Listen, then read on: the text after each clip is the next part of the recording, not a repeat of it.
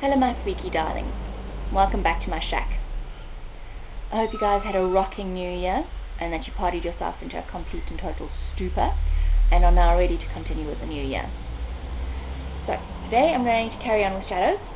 It's Kevin's theme, so I hope you enjoy it. Here goes.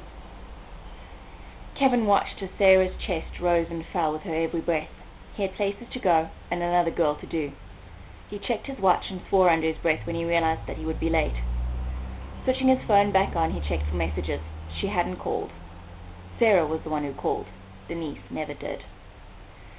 Sarah needed and wanted him, especially now. But it was Denise who drove him wild.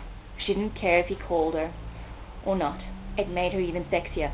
He was never sure of her, but he knew exactly where he stood with Sarah, which made it all too easy. He climbed out of bed, trying not to wake her, and put on his clothes. He hated sneaking out, but he wanted to avoid seeing the hurt look on Sarah's face. He also didn't feel like answering any questions. The remote Sarah gave him came in handy as he drove out the gate. Denise didn't live far, which was lucky for him. Hopefully he wasn't too late. He sped down the road, driving straight over some of the traffic circles.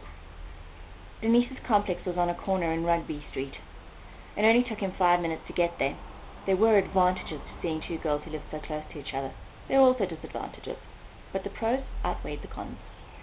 Luckily, Denise didn't seem to have any problems with his relationship with Sarah, though he knew that Sarah wouldn't feel the same way.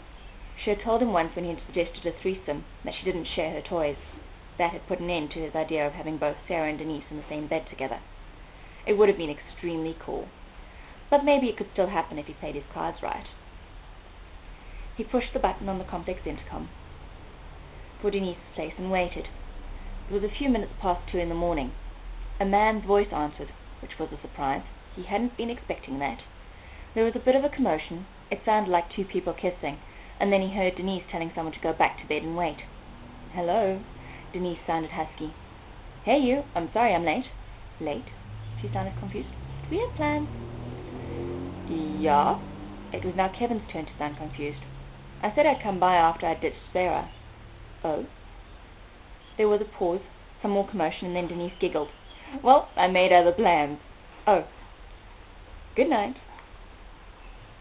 The intercom went off. Kevin stood outside the gate and listened to the sound of his car engine, wanting Denise more than he had ever wanted her before. Well, hope you enjoyed that. And I'll see you guys next week. Misbehave horribly.